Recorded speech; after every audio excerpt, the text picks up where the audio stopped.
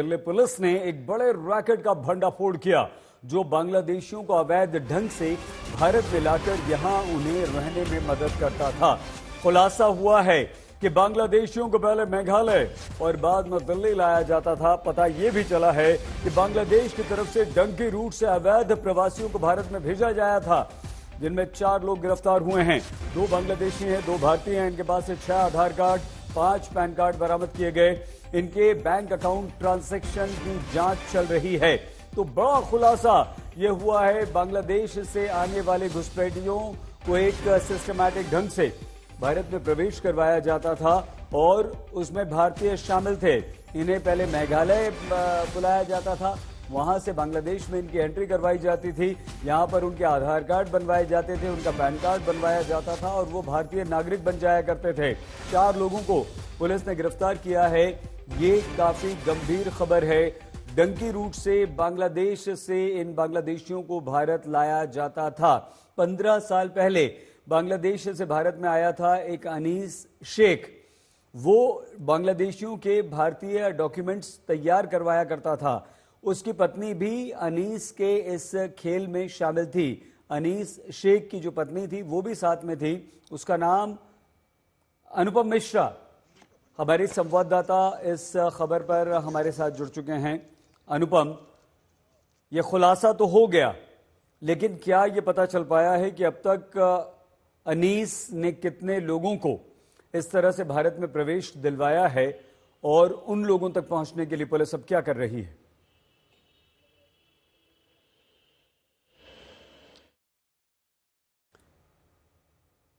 अनुपम से हमारा संपर्क इस समय नहीं हो पा रहा है, लेकिन जो तस्वीरें आप देख रहे हैं ये बेहद गंभीर तस्वीरें हैं। ये तस्वीरें उन अपराधियों की हैं जो बांग्लादेशी हैं और 4 लोगों को गिरफ्तार किया गया। इनमें 2 बांग्लादेशी, 2 भारतीय हैं और सबसे गंभीर बात यह है कि इनके पास से 6 आधार कार्ड, 5 पैन कार्ड बरामद किए गए। हिमांशु मिश्रा हमारे संवाददाता हमारे साथ हैं। हिमांशु, आपको लगता है कि अब ये जो खुलासा हुआ है इसके बाद हमें हर एक उस भारतीय का जो इस तरह से आया है भारत में पता चल पाएगा और उसे गिरफ्तार किया जाएगा?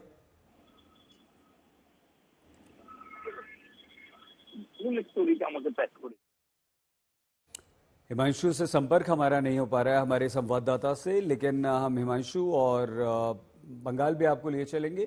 कोलकाता से अनुपम मिश्रा हमारे संवाददाता वो भी बने हुए हैं। लेकिन ये जो तस्वीरें हम आपको दिखा रहे हैं ये घुसपैठियों की हैं और इन तस्वीरों के साथ एक अनीस शेख नाम का व्यक्ति शामिल है जो बांग्लादेशी है, अब भारतीय बन चुका है। 15 साल पहले ये बांग्लादेश से अवैध ढंग से भारत में आया था। डिपोर्ट की पूरी प्रक्रिया है, हम एफआरओ के थ्रू डिपोर्ट कराते हैं।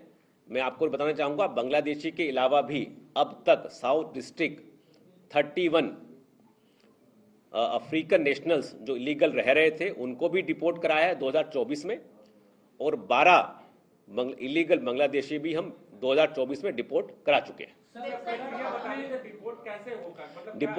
डिपोर्ट हम विद प्रॉपर डॉक्यूमेंटेशन इनकी नेशनैलिटी एस्टैब्लिश करके उनको एफआरओ के थ्रू डिपोर्ट कराते हैं, उनको वहां पर पेश करते हैं। उनका एक सेंटर है वो लेता है और फर्दर एफआरओ के थ्रू इनको बांग्लादेश या इनकी रिस्पेक्टिव कंट्री में पुश किया जाता है।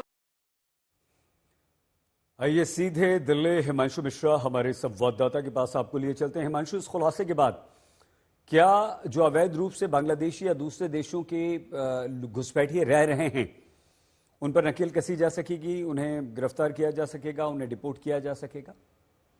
बिल्कुल, देखिए, क्योंकि इस बार न सिर्फ बांग्लादेशी बल्कि पुलिस ने 3 ऐसे गैंग को सही पकड़ा है जो बाकायदा बांग्लादेश में जो नेटवर्क सक्रिय है, जो बांग्लादेशियों को भारत भेजने का काम करता है, उनके साथ मिले हुए हैं। बल्कि दिल्ली ला करके बांग्लादेश से रूट, कौन सा रूट लेना है, कैसे दिल्ली आना है, यहाँ पर ला करके यहाँ पर उनको सेटल करने तक ये पूरा नेटवर्क काम करता था। अब बांग्लादेश में जो नेटवर्क है वो सबसे पहले जो बांग्लादेशी इंडिया आना चाहता है काम करने के लिए वो उनसे संपर्क करता था। वो नेटवर्क बांग्लादेश वाला जो है वो इंडियन का जो नेटवर्क है जिसको अनीस चला रहा था उससे वो बात करता था। उसके बाद ये लोग बाकायदा बॉर्डर से लेके आते, 150 किलोमीटर मिनी बस से ट्रेवल करके आसाम पहुंचते, आसाम के बाद मेघालय के रास्ते ये उन्हें अलग अलग जहां भी जिसको जाना हो, दिल्ली जाना हो, कलकत्ता जाना हो, सबका ये फिक्स रखते।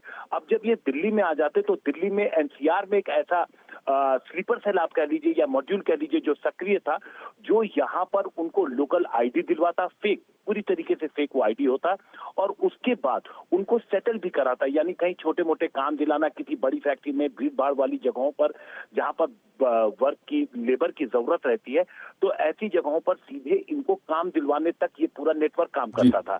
अब उनके पास से 6 तो अभी आधार मिले हैं जो फेक हैं।